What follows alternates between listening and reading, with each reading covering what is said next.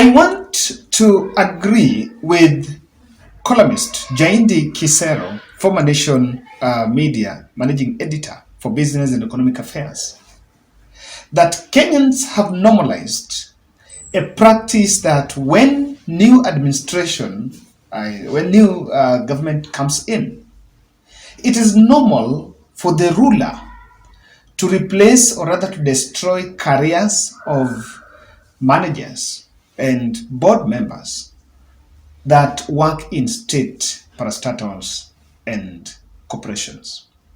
What I'm going to show you next will tell you is like a movie, and it will show you what exactly where we are, because it's a web. It's a web of how things are turning out in the new Kenya Kwanza government.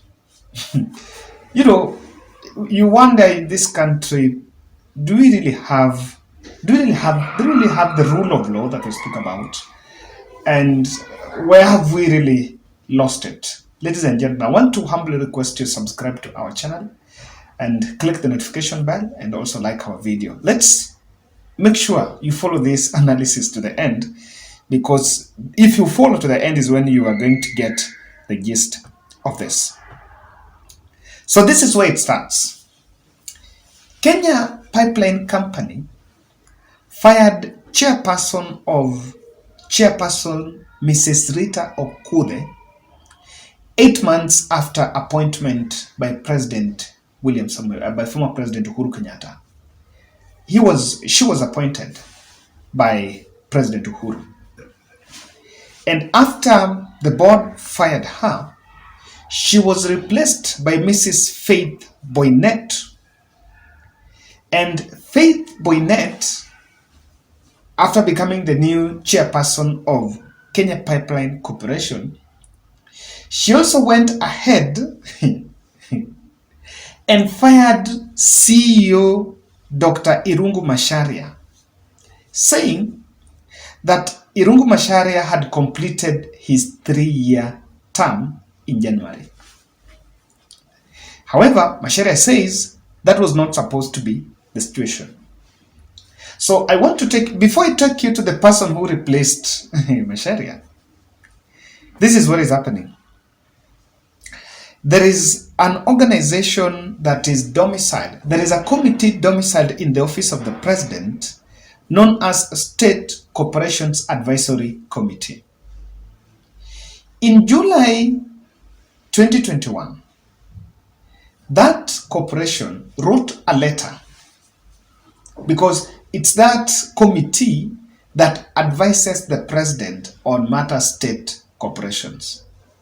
So in terms of these appointments and how they are faring, this is the overseer of that. So they wrote a letter under Uhuru Kenyatta telling the board of Kenya Pipeline that MDs are supposed to serve 5-year term and not 3 years. So I wanted to get it. So it is on that ground that Irungu, who was appointed in 2020, was supposed to serve until 2021. But now see the new trajectory. What happened here is, I need to get it somewhere. I need to get where that statement is. Yes, I need to get, she's supposed to serve, now. Wrote a letter on July 2021 giving a directive that the term of MDs is supposed to be 5 years. However, later on in October, this is October this year. Yes, where is it? Yes, I've got it. October this year, the same advisory council, State Corporations Advisory Committee that sits under President, said that the letter they had written in 2021 was an error. And so the MDs are supposed to serve 3 years. And that is why Joshua Irungu was pushed out. This is the drama in it. The person who has replaced him, known as Joe Sang, had been charged in 2018 over some corruption allegations. And after he was charged, he left Kenya Pipeline Company. And after he left, he was replaced by Adambi, who worked on acting capacity until 2021 when Masharwa was appointed. So what has happened abruptly, the guy who was having case in court, he was acquitted during this Ruto reign, acquitted, sanitized, and then he's the person that is now replacing Irungu Macharia. Well, I'm telling you, huku. I'm telling you, huku ni kama drama, ni kama movie. One, the person who is coming in was charged with some corruption allegations back then in 2018. And I know by then, the discussion was that people who were supporting Ruto were being pushed out of government by Uhuru Kenyatta because under Raila Odinga handshake plan. So, and even if that was it, there is a well laid down procedures, human resource procedures and manual on what is exactly supposed to be done. So things are being turned upside down. And Jaindi Khasero, I think not Jaindi Khasero, Jaindi Kisero, is saying that it's becoming wrong because we are, as now we talk, we have new people coming in and it's causing disruptions in some of these parastatals. Being that there are these giant companies are biggest revenue earners for government. And why has it just become easy that we can just fire people overnight? Why have we normalized? Of course, it's not something new. I'm not shocked because we've seen such overtures where decisions are just overturned and people who sit politically comfortable get those positions. Now, this is what was written. On October 8th last year, almost 1.5 years later, that ESAC, that State Corporation Advisory Committee, wrote another letter reversing its earlier position and stating that July 2021 letter that gave the MD 5 years was written in error. I'm telling you. Now, today as we talk about state capture, a total of 4 government officials sit on the 9-member board of KPC as ex-official members. These are spies. People call them spies. Representing Attorney General, National Treasury, Inspectorate of State Corporations, and the Ministry of Energy. In fact, the writer is saying, we need to repeal State Corporations Act so that we can scrap entities like State Corporations and Advisory Committee and do away with another phenomenon known as parent ministry. That parent ministries also overrun these decisions. So there are a lot of web here and there, and things are happening so quick without even now following the law. As though we said, what happened to we are going to follow the law. It is right, and the president could be right, the administration is right, to put people who you feel deemed comfortable or rather suitable for these positions based on past relationships or everything or any other factor.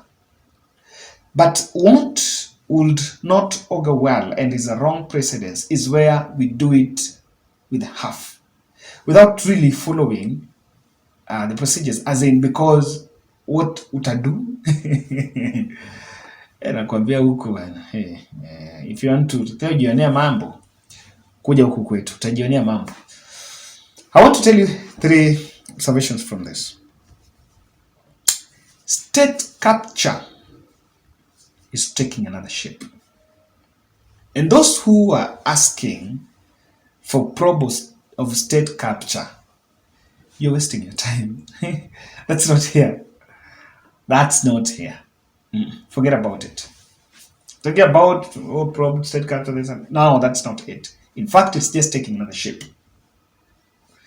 I am now even wondering because it's politically, I once analyzed some time back that it was politically right to say at campaign trail that cases are being dropped because of politics, are being dropped because they were trumped up. But I said, and I remember talking to Boni Khalwale saying that that line can be abused by people who want reprieve from the corridors of justice. It can be abused. And with what we see, there is a bit of that state capture taking another angle. Or maybe we are wrong. Maybe President Uhuru Kenyatta had his own people. There was also another narrative that William Ruto's people who were in some of these organizations were pushed out. These parastatals were pushed out and now being returned. Maybe there is also that school of thought. And even if so, what would not augur well is, one, does it have disruptions of those parastatals? Number two, on whether we followed the law. I said that without that, government is going to lose a lot of time and a lot of money in litigation. Like these cases of this one I've been talking about, I know it has been trending for quite some time, is heading to the employment court in Mombasa. And the employment court is going to determine. So whether, if there are going to be damages, I can tell you that government is going to pay people a lot of money on damages or even reverting. And these are just litigation costs are costing government a lot. Now, this is a bit judgmental, but having covered a bit of these, I see Martha Koome's judiciary becoming more of the weak link. I don't know how it looks, but its judiciary is becoming prone to manipulations, is trying to be a bit compromised or seem weak because it's aiding a process. If some of these things, and I'm not saying, and it doesn't mean that some people are not innocent. Of course, there is innocent until proven guilty. But the way things are just happening is not a coincidence because they are serving political purposes. So decisions that are made in court that aid cases getting a lot of breakthrough in the courts and they're aiding political processes shows to some extent that while president is telling us that I don't have interest, financial autonomy, I will not make a call, that may not be the truth. I am tempted to believe that maybe he's making calls, has that impact. Lastly, Ruto fallout with Uhuru Kenyatta was deep and it could have been behind the high-octane push by the president, forces that pushed Ruto to the presidency, come what come may. Yes. Because some of these people that were never fell out with Uhuru Kenyatta now being returned back, to some extent, even if they were not there, and Ruto's campaign was highly financed from some of these people who are now getting back the days. That's playing out now because it's about interests and kickbacks. Or is it also trying to put everything under your arm? That's what I'm saying. That we are still under state capture, maybe.